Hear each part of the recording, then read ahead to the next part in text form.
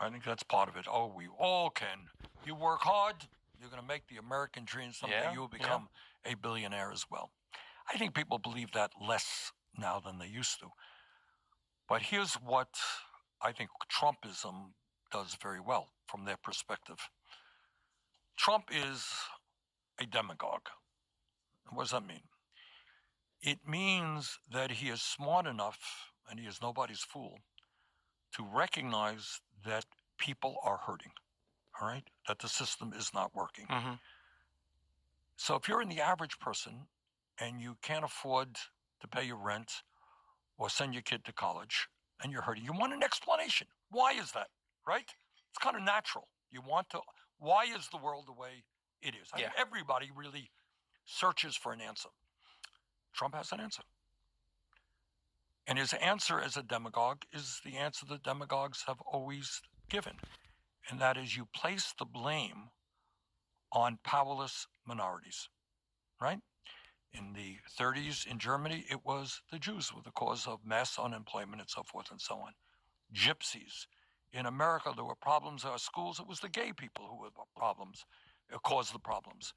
For many years in this country, if you're a white working class person, well, the reason you're not making more money as a black's taking your job. Nothing new about it. In the UK, they blamed people from, they were like, oh, it's the Polish. Pakistan, and they said it's Pakistan and it's India. And it's always moved a generation. Exactly. Yeah. You pick and choose. I mean, they must sit around and say, who do we blame today? Yeah. And it works because people are hurting. And then you have the entire media structure saying, well, it's the fault of the undocumented people. In this country, it's the undocumented now. So we're going to throw them all out.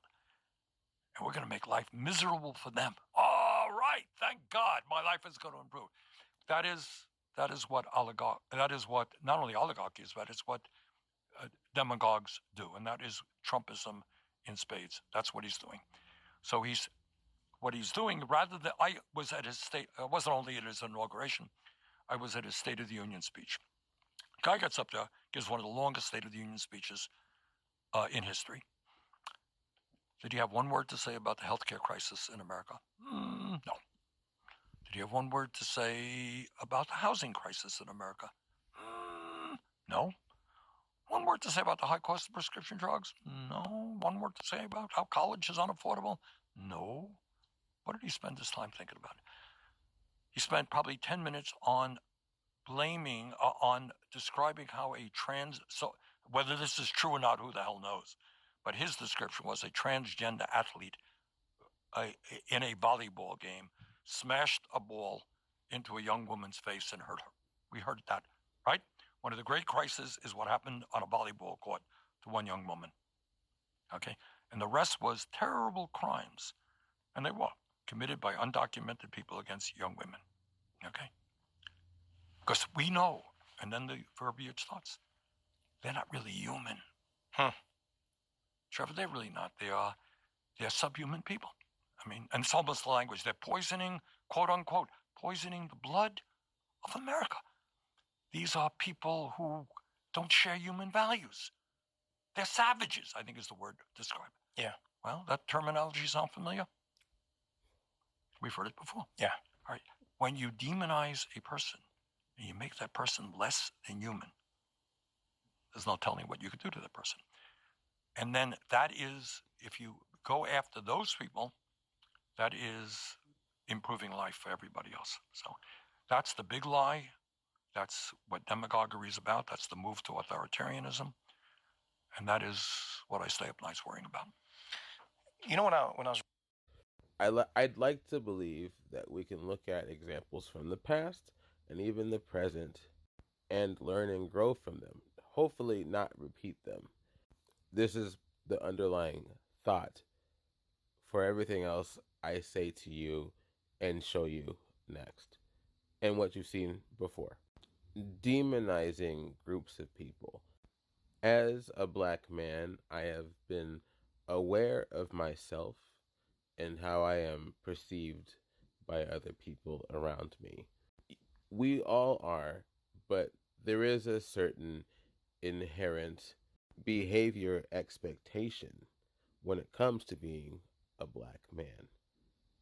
To give you an example, an ex-girlfriend of mine, her family when they finally saw me, they were relieved to find out that I talked the way I talk and behaved the way I behave. Safe black man. Not one of them criminals. I can't even begin to try to talk in that stereotype. I can't. I've wanted to for years, and I've never been able to do it. That is not me. I learned how to talk from my lovely mother, and I value her greatly for that, amongst, of course, many other things. The reason why is I feel like it has opened more doors for me, both socially and within my career. But with all of that being said, that is a very messed up system for that to even be the feeling or the case in the first place. There is a perception for black men, for black people, that we are criminals or savages, uneducated. I drain on the system. Does any of this sound familiar to you? What they are doing with immigrants, illegal immigrants, legal, what have you, American citizens that just are brown, is the same thing. Us black folks, we know this. We've been there before. We see it all the time. We live it all the time.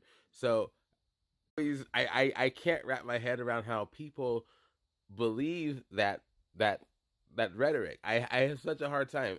I don't connect with those who just totally believe in what this administration is saying about immigrants, undocumented immigrants, people who are trans, liberal, any of those things. Because all of those terms that they're using for these people, they have used for us. Other minorities know what we're talking about too. Hispanic people, you know what we're talking about. All the Hispanic countries coming over here, you all know what I'm talking about. People from all over the Asian countries, they all know what we're talking about too. Especially if you are American born and you may talk like me from wherever background you are from. People expect, I'll give you an example. I was at a Chinese restaurant with my family. Dude behind us, we just came from a protest, the First No Kings protest, coincidentally. We had this white dude back behind us with his family. Dude asked the waitress where she's from. She sounds like me. Like, you know. Yeah, sorry. I can't remember exactly what she says, but Seattle, California, I don't know. Here, West Coast. And he was asking her about her nationality. And I think it's fine to be clear, to be curious. But there's also this expectation. Just because you look a certain way, you may come from a certain background or behave a certain way. So when you add that to the rhetoric we are seeing now about these people, making them seem like criminals, snarling at the teeth, eating the cats and the dogs, invading us in gang droves. MS-13, remember all that?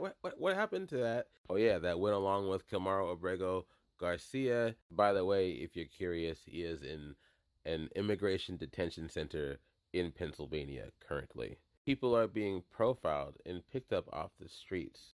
Most of them are let go eventually, depending, because they are often found to not have reason to hold them, all because they look a certain way. It is very easy to other people to demonize them, to make excuses, to treat them badly. Okay, I'm going to stop here because I want you to see something. I want to say about that trans incident really quick. Apparently that did happen. That girl that was hit in the face and her family are now big reasons for major legislative changes when it comes to transgender athletes in sports, especially within North Carolina where the incident took place. Say what you will about that. Let me know in the comments. Like and share if you like what I'm saying. If you really like what I'm saying, subscribe. Here we go. This is what I want to show you. Stop othering people. More recently, Americans have been watching videos of ICE tackling a young mother, tear gas being used in a Chicago residential neighborhood, and the smashing of car windows. Have some of these raids gone too far? No, I think they haven't gone far enough because we've been held back by the judges, by the liberal judges that were put in by Biden and by Obama. You're okay with those tactics? Yeah, because you have to get the people out.